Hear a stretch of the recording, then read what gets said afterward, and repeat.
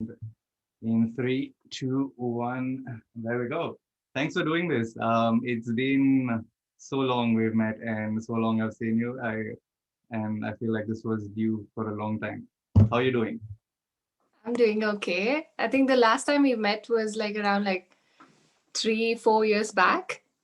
We were Yes, completely in different phases of life. Now we are so, yeah, I feel yeah, we I feel totally I have. was very lost at that part of time, at that point of time. I feel I still am now. Bit better than before then. But yeah, it was a very weird time in life back then. But I'm so glad like So was I. we at least bumped paths because we were in Red Bull together, but we never worked per se together. You kind of Yeah.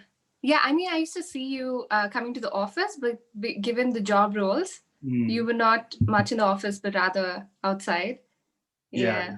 yeah. And also I think as your term or your time was ending with Red Bull, that was the period when I joined. So it was like you were leaving and I was Oh, leaving. So I think that also. But true. yeah, a lot of people used to talk highly about you in Red Bull Oh, um, really? and like yeah, and also I have a lot of friends from CBIT who used to talk highly about you and. I did think at that point of time, I was like, I wish like she would stick around longer so that I could get to like work with her. But then we connected, I guess, through music and then just like social circles outside, which was really wonderful. Yeah. Yeah, I was really grateful to like fill that No, void. that was cool. Yeah, that was really I remember. I remember we kind of met in a couple of parties as well. yes. Yeah. Those are good times. Those are good times. Yeah. Now in 2021, 2020 was lockdown, no parties. 2021 doesn't seem like it's going to be any better. Yeah. Yeah, those are the days. So tell me, what's up? What's been up with you? Well, last time we met, it was in Hyderabad. You were writing, you were giving your IELTS test, and I was also giving my IELTS test. Fast forward to that, 4 years later, you're in New Zealand, I'm in Sydney. So what's been up? What's happening? How did you get to New Zealand? Well, I think a lot of things happened in those 4 years. I got married, Mm, and me and my partner started a couple of businesses, and then I think as a person as well, I think I'm in a stage of life where I'm more balanced rather than back when I was 22, 21. So yeah, it's been a journey, but then yeah, quite nice. yeah, I guess most of us were, like I said, we were pretty lost, and I think we've evolved pretty much since we were 21, 20-ish. So yeah, let's talk about more about your company. About you said you started a couple of companies, and I wanted to talk especially with you about Vitals, and I'm really impressed by it. I've been like looking up your website. Um, uh, Actually, a couple of times. Like we were supposed to do this last week and before that, and every Yeah. time we were scheduled, I would like just go to your website and I was sussing it out. So I want to hear from you. Like, tell us what is Vitals, what is it about? So Vitals is a period underwear company. We're slowly evolving it into other phases of business as well. Like it was mainly started for people who bleed, like menstruate, Mm, and giving an option like probably you wouldn't know, but then a lot of women are only use like pads, tampons, and mm, alternatives around that, like disposables. So we just wanted to give another option, like a reusable option, which is much more comfortable and good for the environment as well. And it's been a complete hit with the teens and with the mothers and stuff, because um, we never had such an option when we were growing up. So it's been good. Yeah. okay. I was also checking up on your website. You have a separate section for teens, and I found that so like super cool. How did you come up with that idea? I didn't get you. Um, on your website, you have so like let me just see. So you have a separate section for teens. Like a lot of period products are just marketed Oh, to the audience. So oh yeah. yeah, Yeah. how did you leave So there? actually, it wasn't supposed to be that way. But then what we found is that, as we were growing as a business, a lot of moms were confused because, the sizing of women and sizing of teens is kind of different. Mm, So that's they were getting confused, and we thought, yeah, let's just have a section there. And it also gives us, now that we're thinking, it also gives us a leverage to have content like specially focused towards the teens, mm, like period education or general health, ovarian health education. So yeah, that's how it ended up. And that's so yeah, it makes it easier for moms to browse as well, because they are the ones who shop. Yeah. Yeah, yeah. So this insight was not mine personally. It was one of my friends who I was like sharing your website with to get some ideas as to how to brainstorm and ask what to ask you and stuff like that. And she brought it up and she was like, "Hey, this is so super cool. Like, we haven't seen this before." Like, I'm definitely going to like pick her brain and ask her how like she Oh, feels. I'm glad that she liked it. um yeah, it Yeah, would be a nice section. Yeah. yes, absolutely. So would you consider yourself as an entrepreneur now? Yeah, I guess so. I wouldn't like give name tags as such, but then, um, yeah, I guess I think I'm an entrepreneur. Okay. So following up with that question, like I have wanted to be an entrepreneur, and I have been like looking at business opportunities and stuff since a long time. And I see my friends as well who have the same ideology and the same mindset, and they find it like so tough to like just establish something small. But as to where I'm looking at your product, like you've taken it digital, you've established in New Zealand, and fairly, I would say like this is my opinion, but it is a bit more difficult for women to start a business than men, is what my thinking is. Correct me if I'm wrong. Were there any hurdles as such that you like faced when you like started this? And Okay, first question to you, like, why do you think it's difficult for women? um, well, I have like just comparing in my network as to see how many friends I have and how many of them are men and women, and how many of them are interested in starting on in a business. And if you compare, if when I'm comparing, like this is totally on my network, right? I'm not like it's not a generalized example. I'm just in my circle and my friends. So the women who are interested in becoming an entrepreneur, um, when compared to a man who's become a boy or a man who wants to become an entrepreneur, they find it tough as to like the family, like with a girl, the family wouldn't be acceptive of it, or they would have like problems around finances or networking or business, scheduling the business or structuring it and stuff like that. So that Okay. was my So general understanding. Yeah. yeah, it could be possible within like the circle, but then on a general basis, actually, women make really good businesswomen, um, business people. Yeah, because women are generally like multitaskers. They can manage a lot of things. They're born that way, so it's much more easier for them to sustain in business. Given the social constructs as such, I think it's for each individual to solve. It can be for men as well as women, so it completely depends how they kind of battle it and Mm. get across what they want to do. I don't think it has to do much with the gender, but then, um, so your question was like, how, the struggles, was it around like the struggles of starting a business? Well, my question is, do you think it would have been easier for you if easier or more difficult for you if you were a man in this kind of a setup? Oh, no way. I love being a woman. And I know that I'm actually so happy that I'm killing it.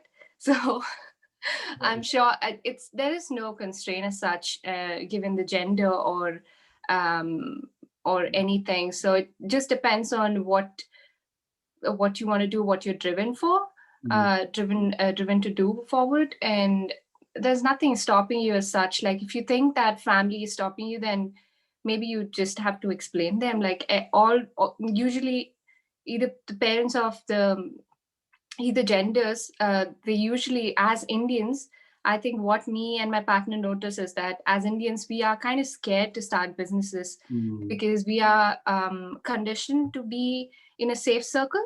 Okay, do we financially safe? That most of the Indians are conditioned that way. So it kind of gets scary at that point. But then I think with good good talk and just trying to um, explain why you want to do what you want to do, it should be totally fine. that's what I was like trying to get at, and to see if like you had any hiccups from like your parents while setting this up, or any pushback from any parts of society, and and be like, oh, do you think you're gonna be up for this or ready for this?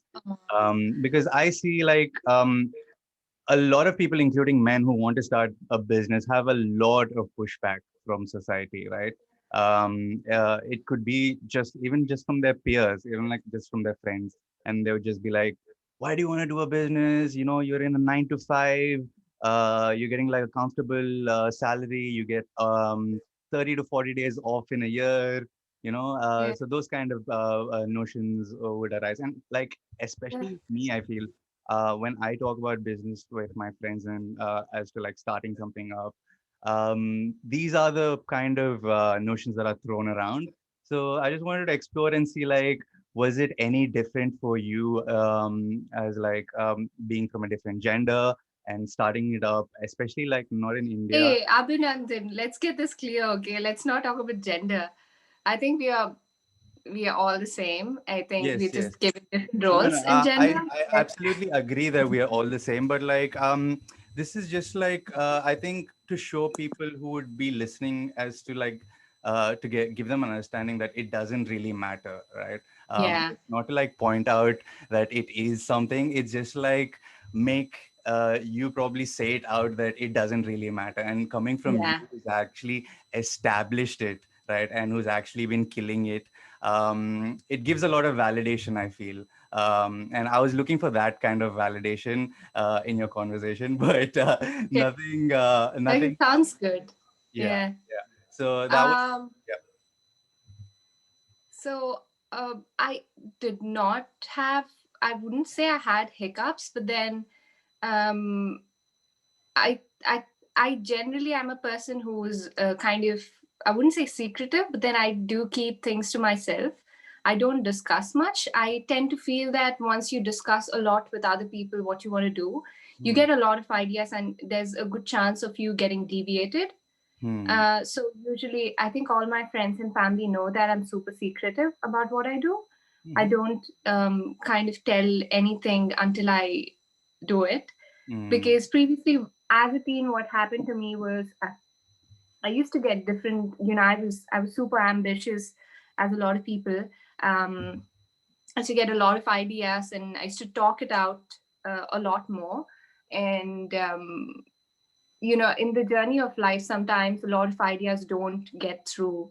Hmm. And often what happens is that in the social circle, if you kind of discuss it more, I just felt a lot it would come back to me. Okay, what happened about this, what happened about that? So I was like, yeah, this is a constraint, let me just go on through my own journey and not kind of discuss it until it just happens. Hmm. So that's my outlook. And then I tend to not yeah, discuss a lot. I'm kind of an introvert, which actually played out well for me. That's So actually yeah, because like I have been reading up and looking up for like entrepreneurial advice and stuff like that, and it's something totally opposite to what you said. Like people encourage actually going, discussing, throwing around your ideas, playing it with more, so that you develop on it, you understand what its limitations are, and stuff like that. But it's really interesting to see that you did quite the opposite and it turned out well for you. And I totally relate to like what you said about like not sharing it. I also feel that I'm caught in between those two worlds where I overly want to share with someone or about my ideas, or I don't like completely share. I'm caught in between those two worlds. But as a time to time, I also do feel like, hey, like if I'm just like sharing my idea over here and then they throw some negative energy into that idea, it might just like snowball into like a negative effect. And I do feel very scared about that. So yeah, Yeah. I understand what you're trying to say. Yeah. Um, but like I was recently listening to this podcast of Joe Rogan and Naval Ravikant, and he actually says that this is like totally opposite to what you said.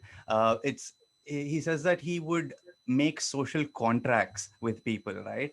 And he would just tell people as to okay, I'm going to start my company in 6 months while being in another company. And that would kind of like motivate him, because 4 months later, 5 months later, people would come up to him and be like, hey, did you start that company that you were talking about? Like, why are you still here? Kind of thing. So um, I think there are multiple ways to draw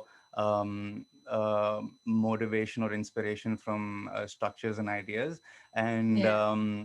I think it's very contextual to how you are placed, where you're placed, your environment. And yeah, maybe if you have like a very good environment where you have like peers who are supporting your ideas and who will give you Uh, constructive criticism and stuff, it Actually, works. to be honest, I did take a lot of help from my friends. Like, Mm, given with Vitals, given that it's a product based company, I mm, obviously had to get opinions from people. But mm, then I made sure that was happening only in the later context, mm, because when once I registered the company, once I was playing with the products and testing how they were working, I just made sure I was involving as many people as possible. mm, Um, a lot of friends tried the product; they were giving me feedback, so I did take a lot of help from the people. But then I do think I do have friends who come up with the ideas and stuff, but then I which is totally fine. I love to give feedback, I love to get feedback, but then I do sense the feeling the journey is more with yourself. mm, So my journey was more about um oftentimes what happens is that you kind of quit the idea what you want to work on. So mm, my journey with Vitals was, it was just an exercise, to be very frank. It was an exercise to develop myself. mm. Every phase of time where whenever there comes a hurdle, most often not people around you wouldn't say quit it, because most of them don't care. So you would go like, oh, this is not happening, I think, let me just leave it. So Yeah, that yeah. was the point of time I used to say, no, not this time, not this time, not this time. So I still every day, even I tell my husband as well, like, I'm so tired of this, what am I doing and all of that. But then again, go on to the one sentence, I'm not going to quit Mm, again. So I think it totally depends on the personal journey one's in. Like, for me, this worked, and this is what I think, that I do feel that there's no one solution for everybody. yeah, yeah. For me, I kind of feel that this kind of works Mm, mm, for me. So yeah, but I totally understand, like, getting um, advice and staying on the line. So what I did was I hired a mentor for mm. me to do that, so that once she knows what which path I am in, she would correct me again. Yeah, yeah. So I had like a beautiful mentor, and then she helped me stay in line Mm. without getting deviated. So that kind of helped as well. Yeah. Thanks for sharing that. I think that's a really good insight. most of the people I see who want to start something new or who want to start something different that they're not aware of, I think they should have a mentor, and most of the people lack a good mentor, which really I feel can help them in the long run a lot. Just like being Yeah. accountable is one thing that I think drives you towards success in the long run, and being accountable in anything that you're doing, I feel, is very necessary. Um, and thanks for sharing that insight. Just to follow up on, like, where did you get the idea for this? Like, where did this idea, like, just like, was it in your mind for a long time, or did you get the inspiration from somewhere else? So, to be very honest, period underwear is not like a new thing around. It's been there. Mm-hmm. There are companies doing it. Uh, to be uh, honest, like my thing was I always wanted to be to use reusables for my period. So I was using menstrual cups, and slowly when I developed some sort of complications with the menstrual cups, then I had to find another alternative. Mm-hmm. So what I found, there were cloth pads as well, where women actually, there's so many women around, it's pretty easy to make. So I did not like that. So the Mm-hmm. other alternative was period underwear, but then the availability was small. Mm-hmm. So it was not an invention that I made, but then I feel that there are certain businesses where that need push, to get the product out, because it's a conventionally, it's a new product that people should try. And let's say if you think about that kind of put me off as well, because sometimes when you start something, you kind of look for, okay, is it the newest thing around? Did I invent this whole thing? um, that kind of put me off as well. But then the other context I had was, okay, think about the sanitary pad brands, sanitary napkin brands. There's so many of them. So think about period underwear brands. They're not many. There's probably one, two, or three. So there's not 7 something billion population, and the population is just to grow. So if I get onto this fast, and if I make the product the best product that's available out there, then there's more. It would be great as a business, and also I'd be helping a lot of people. So I think the model for Vitals is the scalability, and trying to bring up, addressing a lot of education around the product. Um, so yeah, A lot of awareness and education around the product is yeah, it's yeah. So I not think just that's where the hmm. the industry is at the moment. Um, because it's conventionally new product, and then a lot of people have inhibitions about it culturally, or just random taboos as such. So just normalizing talking about periods Hmm. and investing on educational content. Yeah, So yeah. nice. How would you say um a period underwears would be superior, or are they superior? I have no clue. But or how are they different from, say, a sanitary pad or like a menstrual cup? And you were just saying that you're using menstrual cups that didn't work for you, and that's kind of why, like, you were looking towards an alternative solution. And um, my assumption is that you've started this, so it's much better than the other alternatives. So could you, like, Yeah. fill us in a bit more as to how? Oh, it's a relief. Like when so I'll tell you about pads. Mm. I'm sure you might have seen about pads Yeah, and yeah, stuff. So it's like a napkin you stick on your underwear. yeah. So what usually happens is that there's a very good chance that you will leak through it, or you're gonna spot yourself, or Mhm. something will happen. And tampons are not good usually, because they give you like toxic shock syndrome. Mm. Uh, Now I see it's weird that I see a lot of um, because it's culturally considered a taboo, a lot of people are trying to promote ta- uh, um tampons, but then it's actually not good for you because there's a lot of chemicals coated in it, and you Mhm. directly insert it inside, so it's not good. Yeah.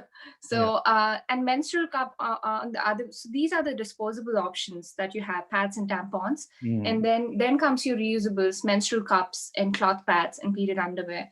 So menstrual cups are, they're amazing for people who can use it, but for most of the people, they cannot get their heads around like how to use it, Mm. or it doesn't work for somebody. Yeah. So it there comes, like, cloth pads and period Mm. underwears. So cloth pads shift, they can move around, and the most comfortable option is period underwear. So it lasts you 2 years, and then there's a gusset inside built in your underwear, so you bleed into it, and then once you're done, you wash it. You just rinse it, and then you put it in the washing cycle, and then you can reuse it for at least 2 to 3 years. I'd say a good 2 years. um, and yeah, so it's reusable, it's comfortable, and stylish in some cases as well. Yeah.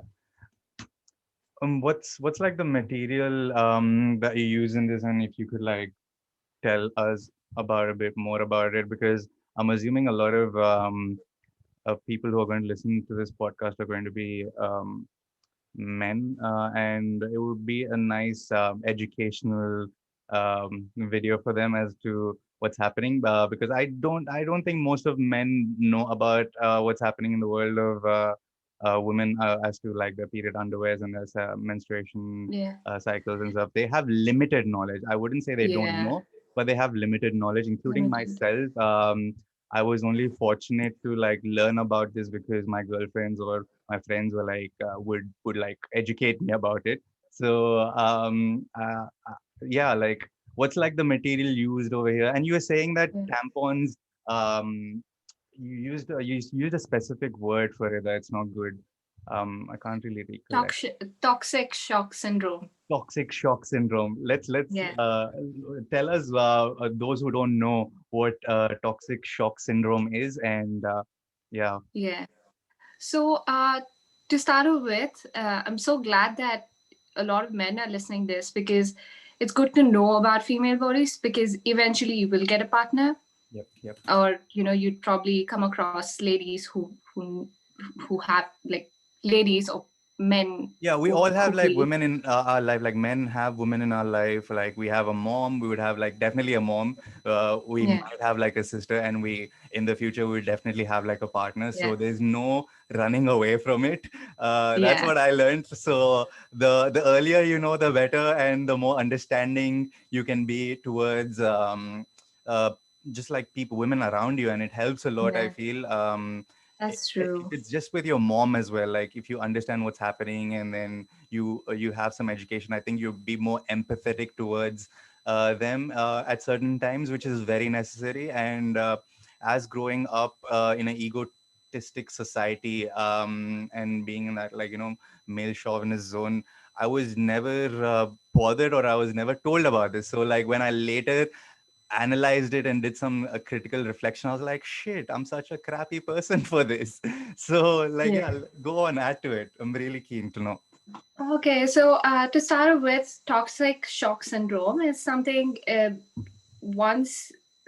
So these tampons are usually made of a mix of cotton and rayon. So rayon is again like a synthetic material, which is not great, and it's kind of coated with a lot of chemicals and fragrance. For instance, I think a lot of women, if let's say if you're watching this, or if you have a partner, if you're a man, if you have a partner, you can probably ask it. So a lot of pads are coated with a lot of fragrance, so Mm, which is terrible for your intimates. Like, it's not good. mm, And because of which, women can come across conditions like yeast infections and a lot of other complications, like other things as well, menstrual disorders. So that's one of the reasons.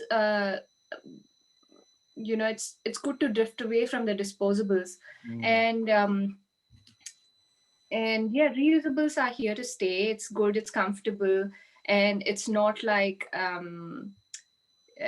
you're shelling out a lot as well, you will eventually save a lot more money. Hmm. And in couple of talks I kind of spoke about this, like my husband, like he knows about periods and stuff, so he's, but he does not know deep. So Hmm. when we were starting this product, I used to tell him everything about periods. Like he probably knows a lot more than like women now, so he knows everything about periods. It's good when like women actually come up and talk about periods to men, Hmm. Hmm. because um I actually had a good think about it. Like, as humans, we have discretions and secretions or whatever, Yep. but then it's kind of weird that you come across and talk about it on a cultural basis, or, socially, we don't do that. So, Yes. why periods is because, periods are like, it's not a women's problem. Hmm. We actually grow a womb inside us. It's, Hmm. if let's say if we get fertilized and there's an egg, the egg fertilizes, and then we kind of grow a womb inside which sheds out each month. So it's for the universe, man. It's what we are doing for the universe. So there's no sort of taboo. It's not a women's problem as Hmm. such. So I think it's one of the key things as women or people who bleed we do for the universe. Yes. So yeah, there's it's good to know about things. So Yeah. Yeah, definitely is a key problem that most men do think that it is a problem, and especially with especially I think in India, where stigma is plays a huge role in our society. And I feel there are a lot of men, even just like right now talking on my channel, or like on my on my socials, who would have like limited knowledge on this, like limited as to, I would say, like 5% or 10% knowledge out of 100% knowledge, as to which it shouldn't be that way. I think more knowledge and more awareness, as you said, will only help. And the fact that I don't understand, or that I can't relate to, is that why don't men get that all the people on this planet came out of a woman, right? So like, if yeah, there was no women, no people. So like, yeah, if you're a man, if you're anyone, you came from there. So it's like, it started from there. So that's what I like to remind myself time to time. I The other question I wanted to ask you was like, the material that is used in the yeah, period underwears. How is it superior, or what kind of material do you use? If you could like give us a yeah. little bit more insights on that, I think that would be great. Sure. So the we actually use specifically bamboo and cotton for the body, and the Mm, gusset is actually made up of different materials, and we kind of made sure that we're using most like 95%, more than 95% is natural fabrics. mm, And I had a good reason for that, because we did not wanted to use synthetics. So another thing is that nylon, acrylics, and polyester, all of these are petrol derived. They yeah. are synthetic for a reason. So we did not wanted to use such materials. So so I can't actually give you the exact material that is used, because there are different absorbency capacities. Like we are releasing probably 6 to 7 ranges in the coming months. So there'll be a lot more ranges. So each of the range will be made up of different fabrics. But I can say that more than 90 to 95% is made from natural fabrics. And it was kind of interesting journey for me as well, because Mhm. I did my production engineering. But when I finished my engineering, I was like, oh, chuck this. I probably wouldn't use this anywhere. So but then when I started this, it actually came so handy, because I was able to understand like the deeper engineering Mm, things like compositions, or the way the yarn is, yeah, placed and stuff like that. So it was pretty good. Definitely helped me. And yeah, coming to vitals, because it's natural, more than 90 to 95% is natural. It's fully breathable. Hmm. So yeah, it's good for the body as well. That's so cool. And as you said, I think everything does connect as you put up on your Instagram profile. Production engineering to this, and I think everything does align and everything does connect, and it's so beautiful to see it work out this way in your life, particularly. Because, like as I said in the beginning, like a lot of I give a lot of respect to entrepreneurs, and no, again, it's not about the female or male thing, but whenever I see a female entrepreneur, I feel even more happier because it's just like, fuck, she made it. Like, out of like all the men that could make it, like she made it. She stuck to her like priorities or goals. And that's why I wanted to ask you, like, how did you find it difficult to stick on your path? Because it is a very difficult journey that you take up when you're doing entrepreneurship. And most men who are like that I see, who are like very strong headed, and who have like a good business mentality, also seem to like fall away from that path, or like lead divert from that path after a few months into the business or after a few years into it. So yeah, it's really really really inspiring, is what I would like to add to that. um but also like one other question I wanted to ask is like, you were talking about like drifting away from disposables, and I think it's a good thing to mention over here that um, a lot of sanitary products, not even just sanitary products, but like baby nappies and all these things add to polluting the environment, which I think we should be cautious of as human beings. Do you want to talk about anything around that?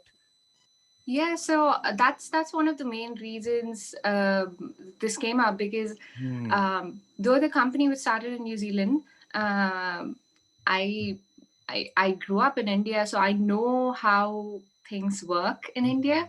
So it's not that we don't have any options. Like Indians, uh, our grandmothers, mothers, at some point we did use cloth pads, but then the reason, some movies or activists said, let's not use cloth, let's use sanitary napkins now, Hmm. is because the use was not proper. They were not using right materials. They're probably using like some cloths and stuff Hmm. like that, not disposing them right.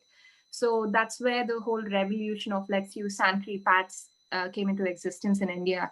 So I'd like to add to that is that it's not about how much waste you create. I think in most nations and developing nations, we don't manage the waste well in most cases. And given a situation like when you take India, there's a lot of shame around periods where women are like, oh shit, do I have to walk till that dustbin to throw my pad? Okay, let me just like dump it in the toilet or something Hmm. like that. So I did see a lot of horrible things in my life. So Hmm. that's where,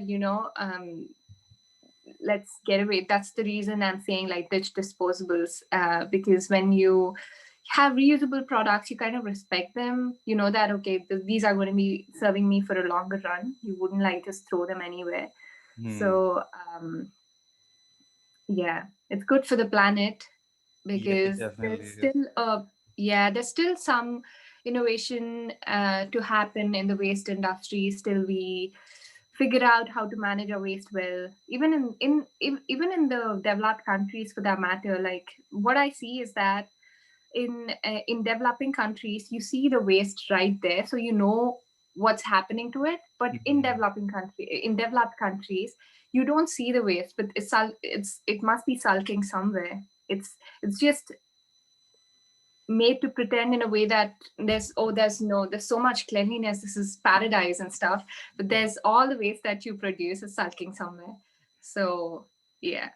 I think that's a really interesting point that you raised. I always thought that. I thought like developed countries would be much neater, much efficient with their waste management, and that they wouldn't have like these big burial grounds of waste and stuff. And all these notions and ideas were shattered when I recently found out that in Australia, especially in like the regional regions and in Central Australia and Northern Australia, they are like there's like a mile big, like miles big, miles long of a road with just like trash dumped on their sides, and it goes Mm. on and on for like miles. And I wouldn't have probably believed it if my friends didn't show me the actual footage of it, and it was horrific. It was just like there were like washing machines on the road, just like dumped, and TVs and fridges and in filth and just like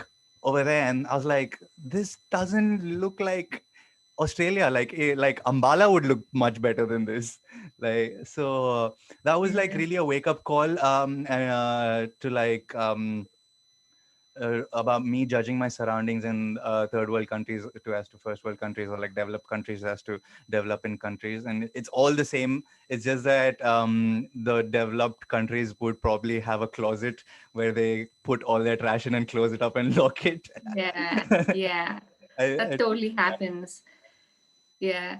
Um, I kind of read a lot about waste as well because I hmm, think in the coming future I want to do something in that field, like like waste um, management.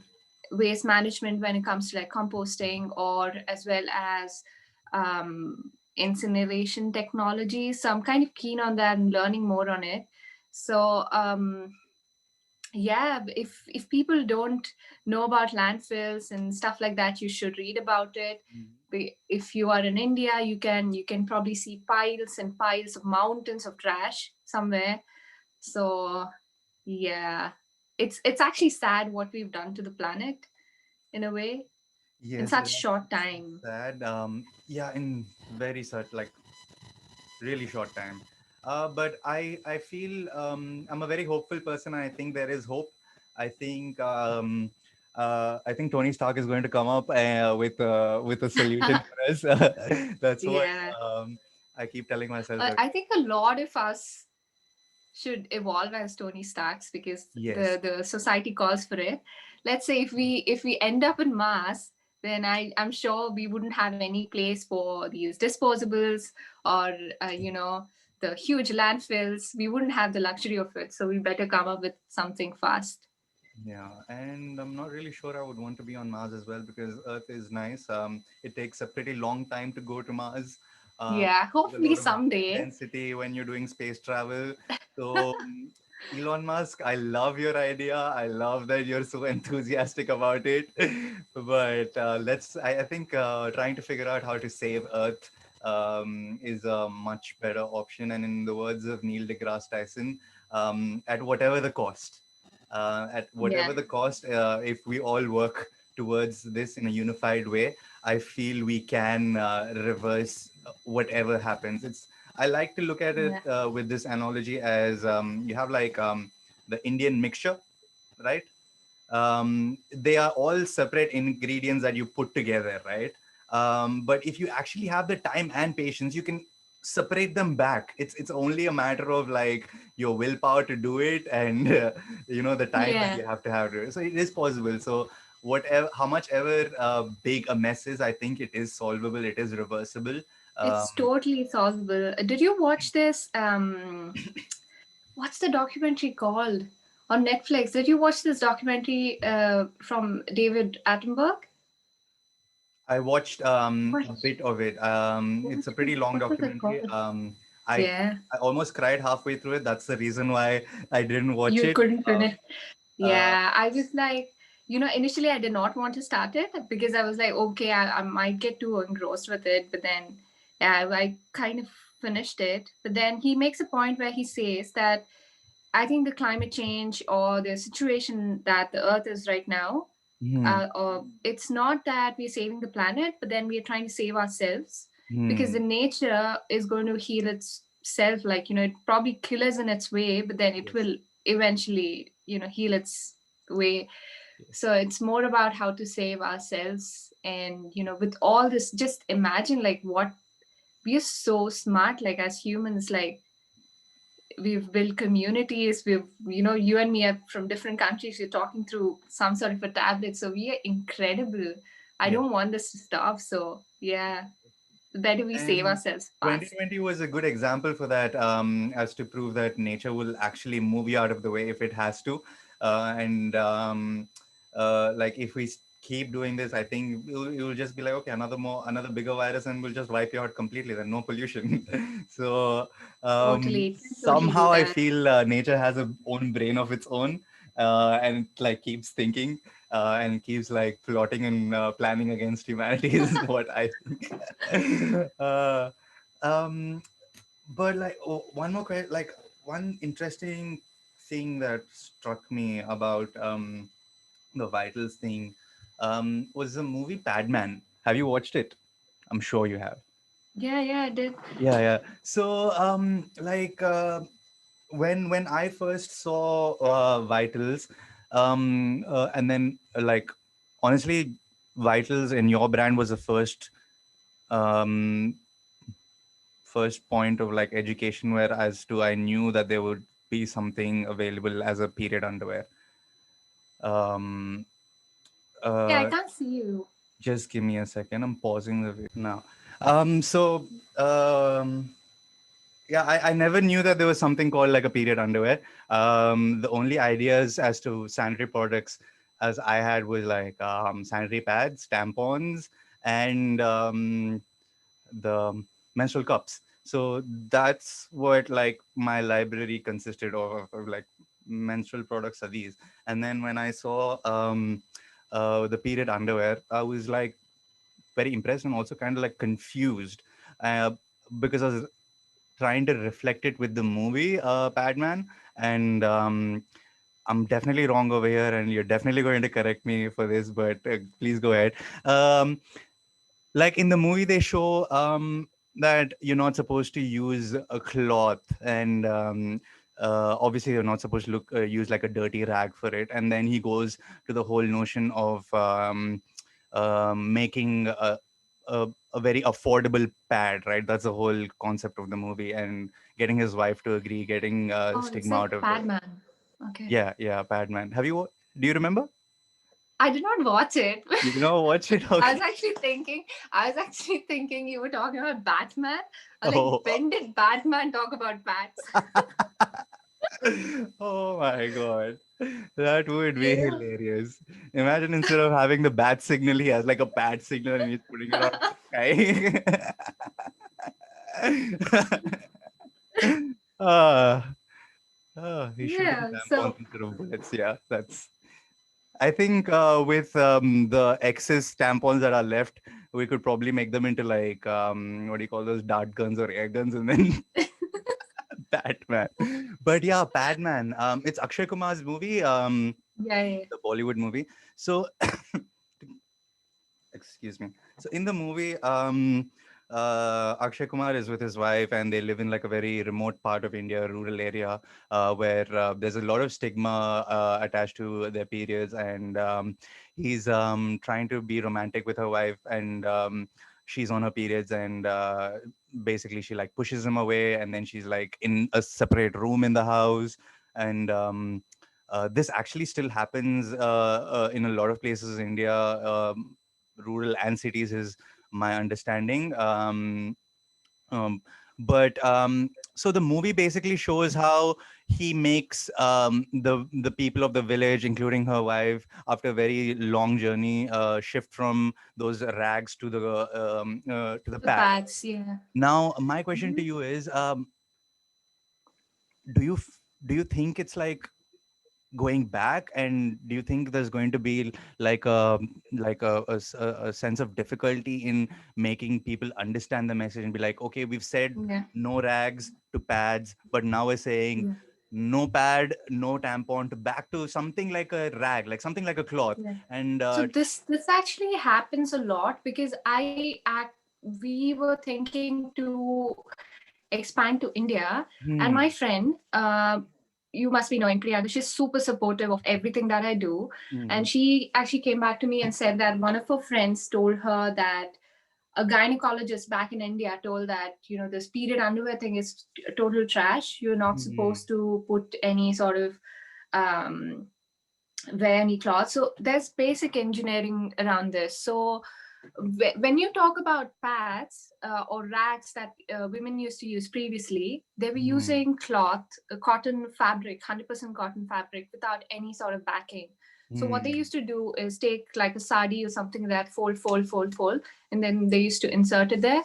I mean, put it around their underwear. Mm. So when you see the water, once the fabric can only wick it, like, it will Yes. pass through the thing again. Yes. So when there's no leak proof lining, it would happen. But when you say cloth pads or pleated underwear, they're designed in such a way that the seams are secured, and the absorbent fabric takes the liquid, and then there's a backing behind it, Yep. so it just does not flow through. And when you wash it, you basically rinse it, and so all the blood comes out of it. But then the remaining whatever little buildup which would be there would be gone when you're putting it in your washing machine, or when you're actually washing it. So that's why I said that there's as the industry is investing a lot of money when it comes to education Mm. towards these products, because people have their own things going around. And when it comes to Padman, I think a lot, even me for that matter, a lot of women were talking about this, like Padman challenge, yeah, all good and well and good, but then how are you going to throw it, like, Yes. because how are you going to educate people, like, okay, given that working class women know about how to throw it, dispose it and all, but then how would you tell a teenage girl who's ashamed of her periods Mm. or something like that? So a lot of women have come across, and they were saying, okay, Padman challenge, but we use menstrual cups. Padman challenge, but then we use cloth pads. Padman challenge, so on, we use reusables, because that's where India should go as a country, because we are what, like 1.7 billion people, and half of us bleed Yes. each on a monthly basis. If we produce so much waste, and probably a large sector of our population is believes in such stigma, and then they have inhibitions about waste disposal and all. So it would end up anywhere. It would end up in our drains, sewages, Mm. oceans. So it's a problem that we have to address. And not just that, like, not just India for that matter. Like, when we were having conversations about it here, a lady came across and she mentioned that her father actually works in the waste removal. Mm-hmm. He works in a job where with a crane they take out all the things before the water actually enters the ocean, Oh. sewage treatment. Yeah. Yeah. So a lot of the waste is actually pads and tampons in Mm. the sewage system, and that happens in New Zealand. So, and in India we don't have sewage treatments. A lot of places just untreated water just directly into the ocean.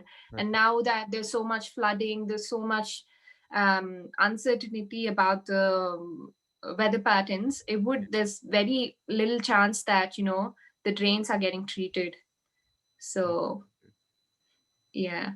Yeah, and I think especially in Hyderabad, like that's where I've lived most of my life. Um, Especially in Hyderabad, once you get like a good rain, you see that the all the sewages and drainages are blocked, and then the next day you see Yeah, the person who's in the drainage, in the gutter, actually picking out stuff, cleaning it. cleaning it, and then you can see that pile of junk which has plastic and bags and whatnot, and like I think that is like the smallest of example as to show what is happening to the sewage system underneath and why it's getting clogged. It's because of Mhm. lack of awareness that people, it's lack of awareness or laziness that people don't know that okay, you're not supposed to flush these products into the toilet, or you're not supposed to like there's a separate way of disposing them. And coming to that disposing waste, I came across a very funny post of yours where you said that you love your compost box more than your husband, and that just cracked me up. And but that was also actually the beginning of my journey to segregation of waste. And if you look back to that post, I think it was not long ago. It was not very long ago, probably a Yeah. year-ish ago. So Year back, yeah. yeah, so I have been just segregating my waste only from a year. And it makes such a big difference, just like mentally for me. I feel very good that I'm like keeping that aspect of my house pretty neat. My wet waste goes separate, my plastics go separate. It's easier for me to like just take out my plastics, every once in two, Put three it days in because it doesn't, recycling you don't bin. need to take out plastics so often. And your Yeah. wet waste, you just take it off every night, and it's so much more feasible. I'm not even talking about like the environmental advantages and aspects. I'm just like very selfishly talking about how it is beneficial for me in my day-to-day life. Yeah. um but yeah, let's I want you to tell me about like the compost box, and like how long have you been doing this for? I've seen you in like, I've seen that you've been to like the environmental kind of areas. Lack of good words I'm using this, but like like you've been to Oroville and stuff. You've uh, been there for a while, and I find like the most people who are interested in like environment, in like conversation, con- Conservation. conservation, they end up over there. So yeah, what's with that?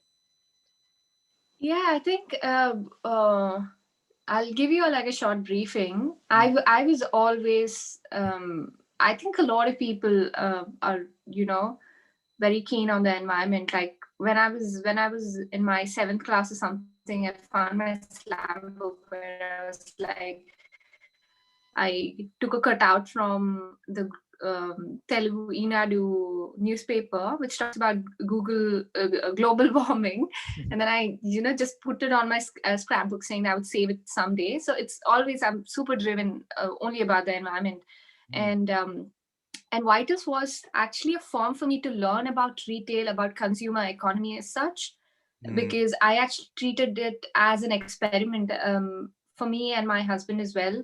What we actually do, and you must be knowing about OS's base. So yeah. my husband Rishi is an urban planner, and I actually took up landscape design. So I'm involved in restoration projects where we design residential, commercial landscapes, and also involved in the restoration of different parts. Mm, So basically the main job, and the reason Vitals came up is that we actually had a talk where we like, once the consultancy is kind of going well, we would take some of the profits and invest in our own different passion projects. So he started mm, his own firm, and then I started my own. So it was more like an experiment for us to explore different contexts. So and when it comes to like waste disposal and other aspects, um, I was super keen on it from day one. I'm not a pro compost person. mm, I mean, I try to compost everything that I can, but then I'm still learning the ways, like efficient ways that things break down more easily. mm, It's super easy. You just layer, and it would break down. But then I'm just trying to find a way where it's more faster, and then yeah, mess free and all of that. So it's a continuous journey, but then I've always been keen on the waste side of things. Like you said, I'm also reading about some of the incineration technologies and mm. um, other commercial composting industries which the world needs at the moment. Yep, yep. um, so yeah, was that your question? did Yeah, i yeah, did that i was my question. And as to, is Audible anyway linked to this? Oh yeah. Actually, everything is linked. Like that's why my Instagram bio also says that. So actually, I ended up in Audible out of blue, and I stayed there for good 3 to 4 months, and I kept going back for a few years as well. It's been I don't mind dying there. I actually love the place so much. Like before getting married, I actually took Krishi there, so he sees what kind of places I love.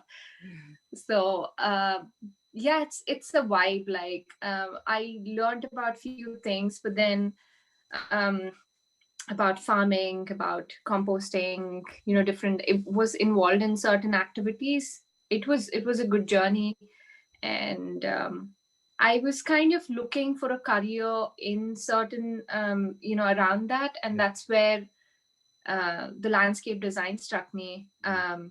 My, Hiroshi was like, okay, you're keen, because I changed countries. Yeah. I had to shift my career Yeah. because I was coming from a growth background, growth marketing background, and New Zealand is just evolving into that direction. Like there's because in India there's a lot of software companies, and the growth is more internet, Yeah. so the career choices are a little different there. So I had to shift my career, once I moved here. So yeah, everything's aligned, and yeah, just helped me as well. That's really interesting, and it's really nice to see that it worked out that way. Um, One other question that I have, which I've written down, is how would you say your job as like a landscape architect might have influenced your work with the period underwears? Especially because like period products and menstrual cups and underwear are becoming super relevant now with more people becoming environmentally conscious. So Oh, I love this question. this is not my question again. This is Pratiksha Karat's question. My friend who Oh, did some digging up and did some hey, that's brainstorming. so cool.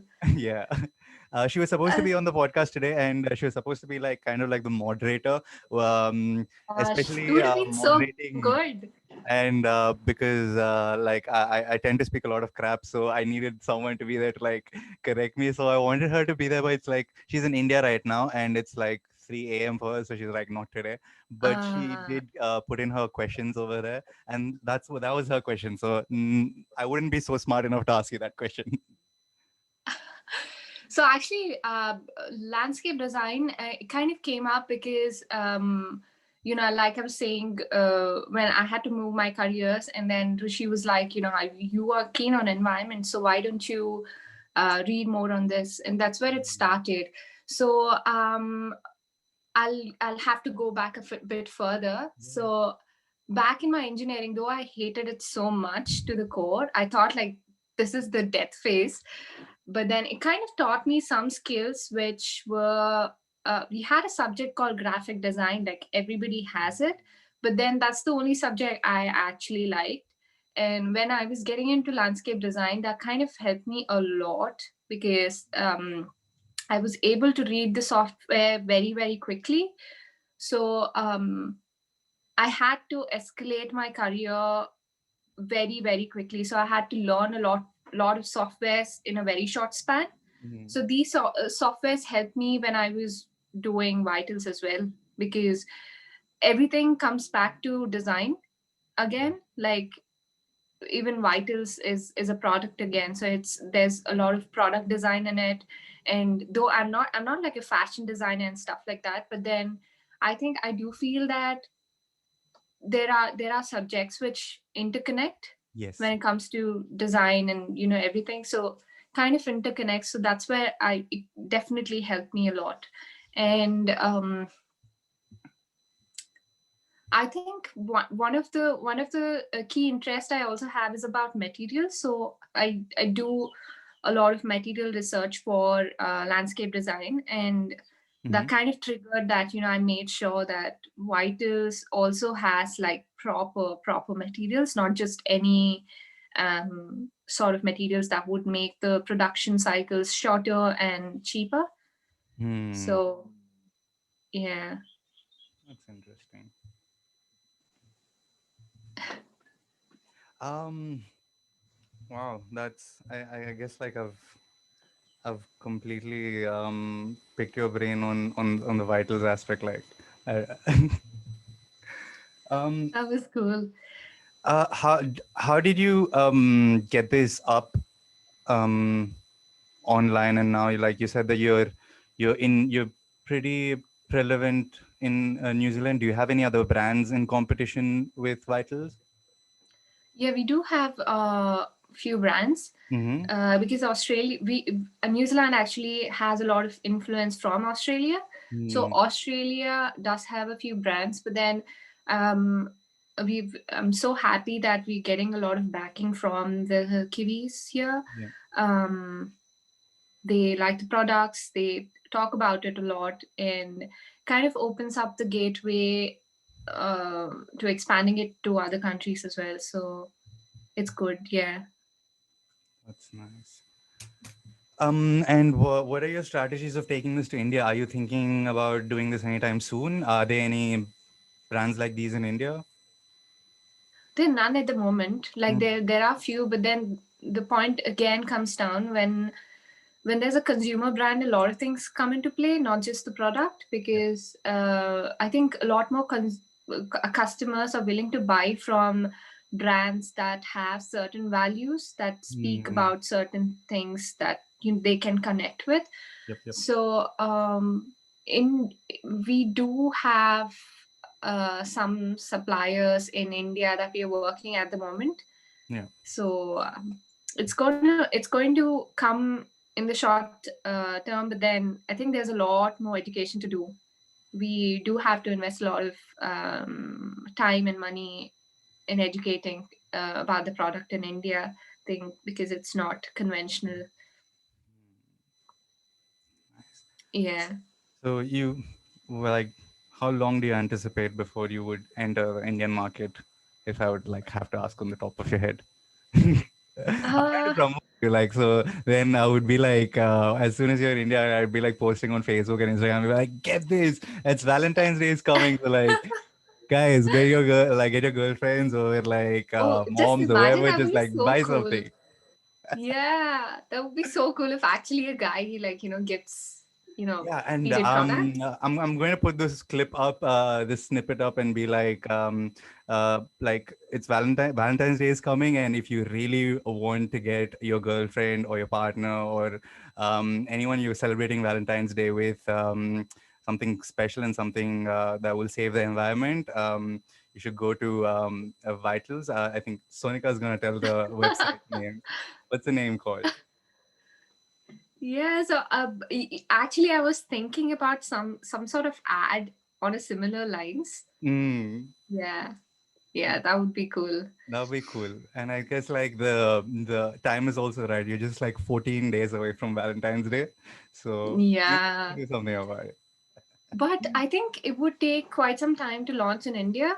I'm Mm. thinking maybe this year, endish, because it was supposed to happen last year, Oh, but okay. then because of COVID and a lot of things happening, the production was completely Mm. here and there, so it did not happen. Yeah. So yeah, it kind of taught us to be resilient as a business as well, with Mm. COVID striking and the production, like the supply chain going here and there, just taught us to be resilient as a business. Yep. Yep. So it would happen, but then a little slowly. Yeah. Can you tell me, like, can you give any tips for people who are like getting into the line of entrepreneurship or getting to set up any business as right now, and like what they could do to like keep themselves on track? I'm just trying to look at your best practices and what helped you. And one of the things that you said that helped you was like having a mentor. And I also second that. I think like having a good mentor is like half of your job, because like it really keeps you on track. So from you, any tips for people starting a new business, anywhere they could Yeah, be like, yeah. I think don't overthink it, because you will only learn as as you go, because until you start it, you would not learn a lot of things that are involved.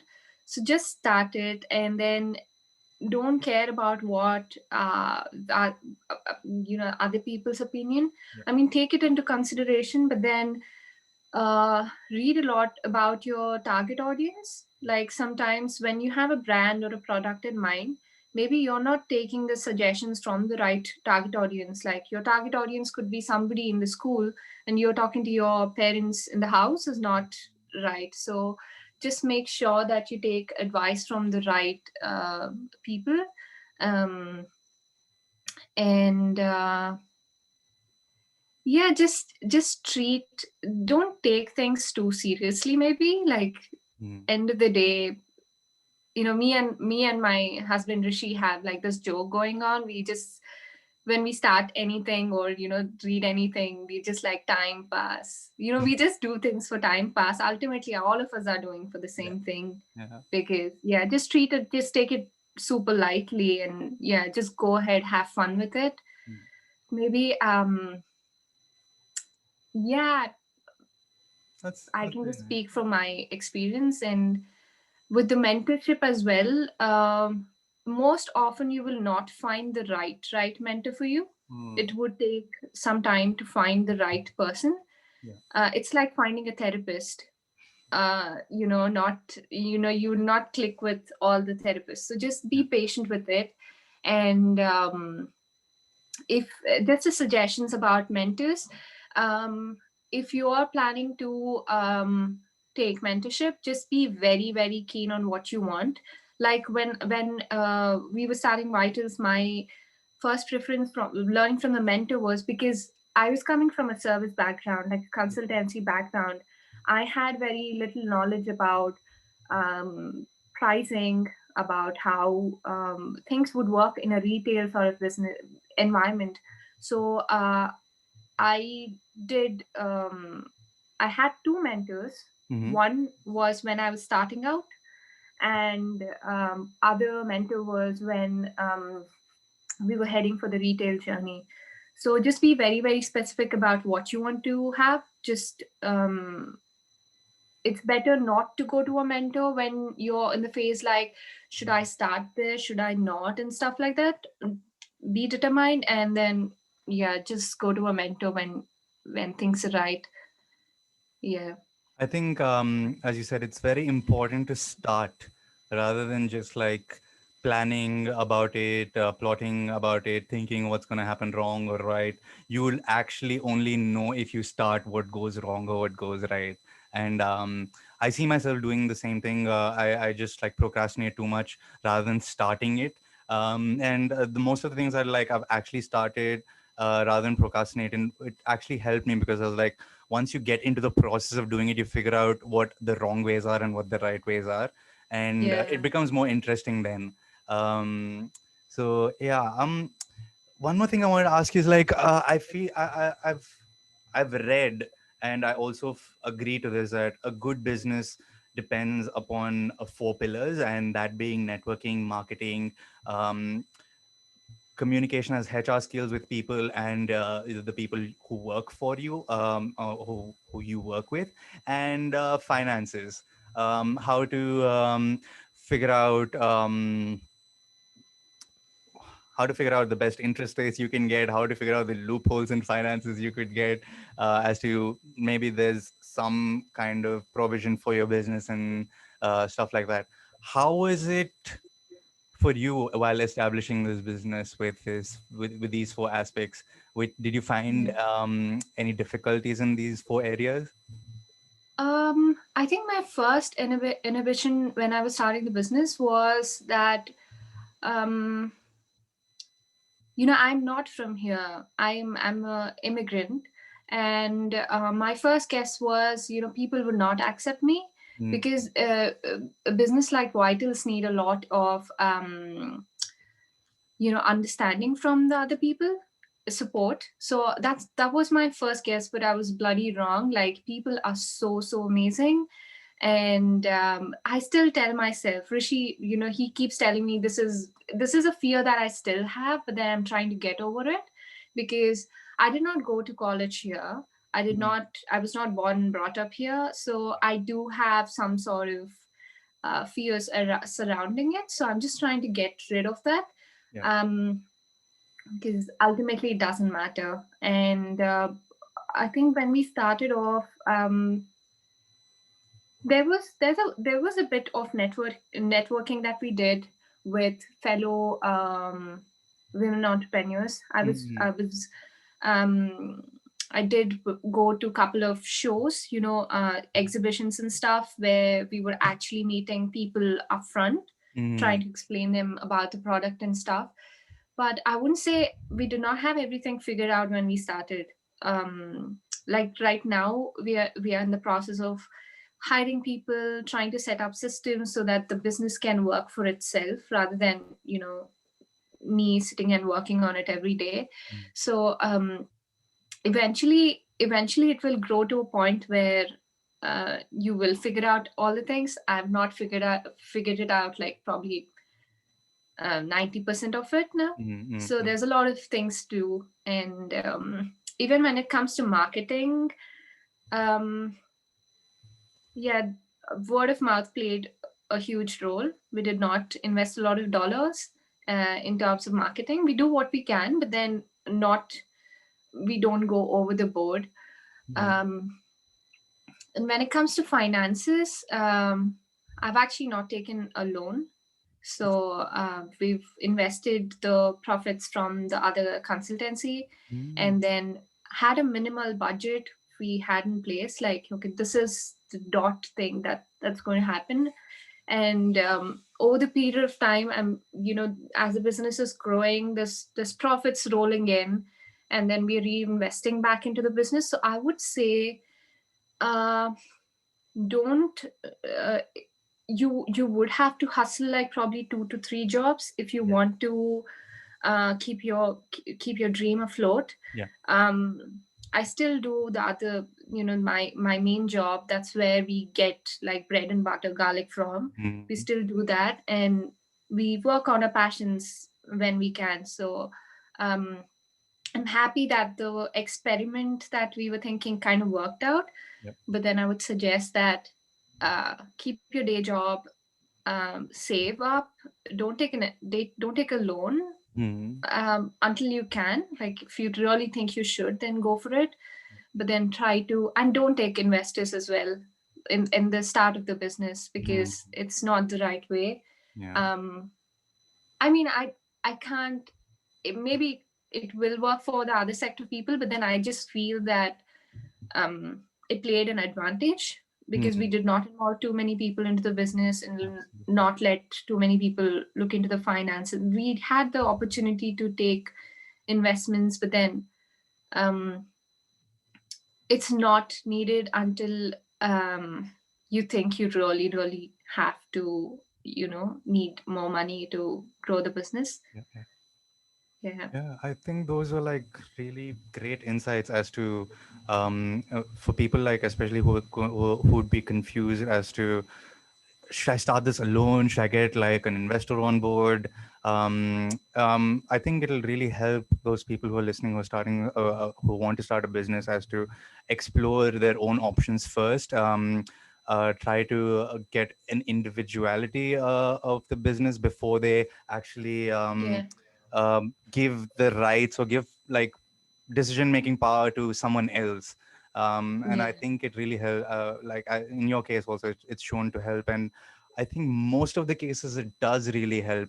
And it gives you an understanding of how passionate you are about the business first before you give it out into someone else's hand, I feel.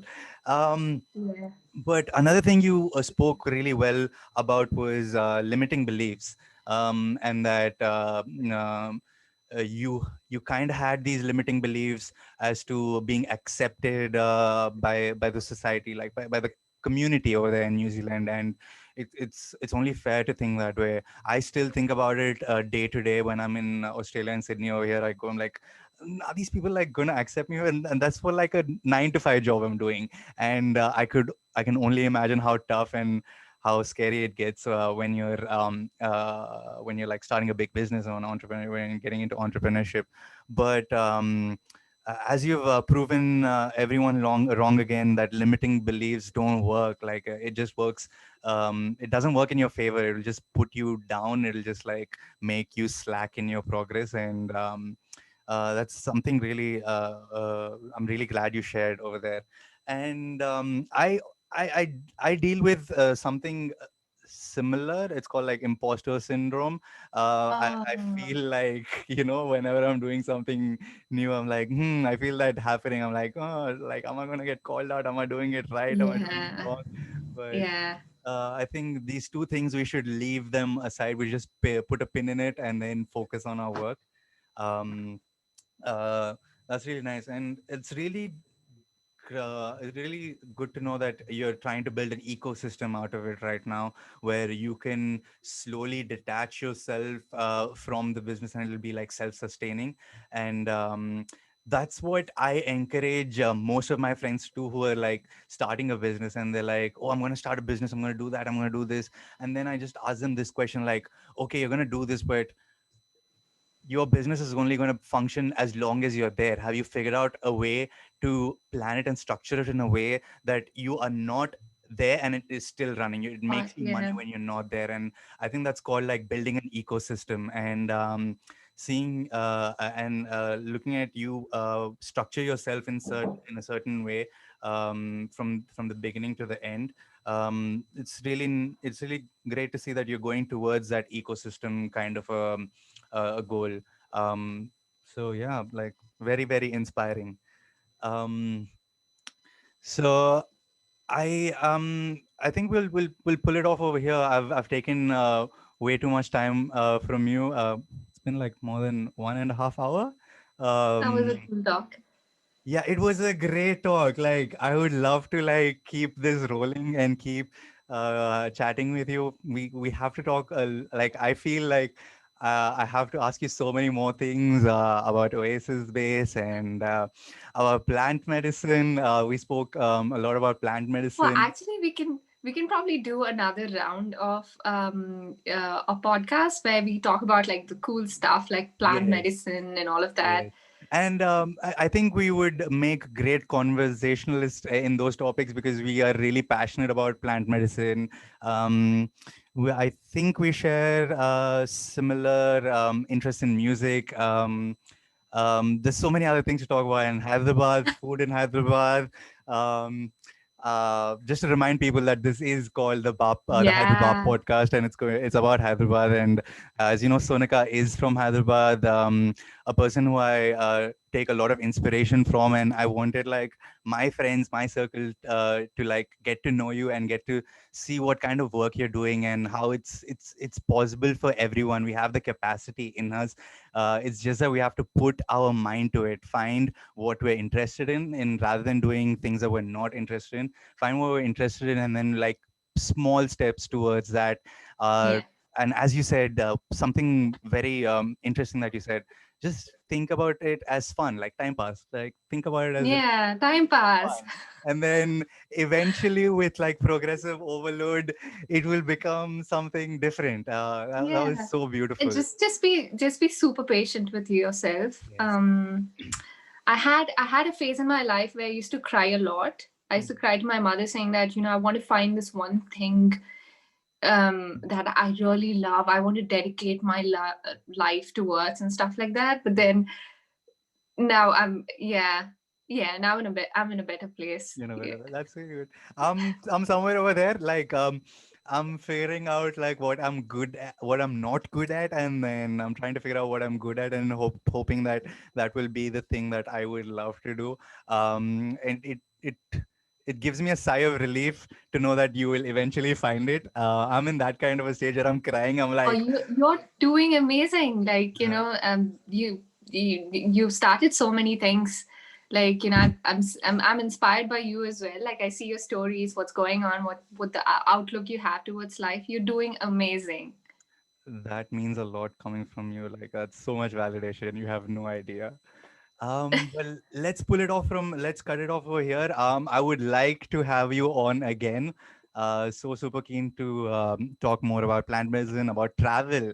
Dude, we haven't spoken about travel. I want to know where you've been to, where you want to go, why you want to go to these places. I'm sure there's like a reason behind that. Just like the time you spent in Oroville, it kind of gave me an understanding that you do things for a reason. You go travel to places for a reason, and also like you're in New Zealand, which is like one of the most peaceful countries on the planet, I feel right now.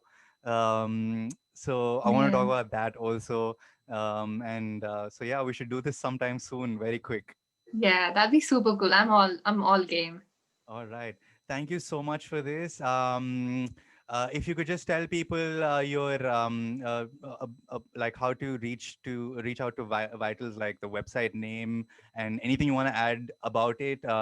This is your chance. Let's go for it. Okay. You can search Vital Spirit Undies in Google and you'll find it. And otherwise, if you want to check the website, still we're revamping the website, so there could be slight glitches. You can find us on Instagram. It's the handle is called Her Vitals, and hervitals.co.nz is the website. And because we've spoken about women entrepreneurship and other aspects, I'm happy to help anybody who wants to get any sort of help or advice. I'll be super, super glad to, share my journey and help you in whatever way I can. And yeah, thanks for connecting, Abhinandan. It was super great. That was so super sweet of you. Thank you so much for allowing people to be able to connect and talk with you. And I think, and I hope people will do that after watching this. And it will, you could probably guide them, give them some insights, your best practices or whatever. And it's so super sweet that you agreed to that. I didn't even tell you this. Like I was supposed to tell you that, but like you just that's that's how you are. Thank you so much for doing this. You have a great weekend ahead, and I will catch up with you soon. You too. All Bye. right. Bye.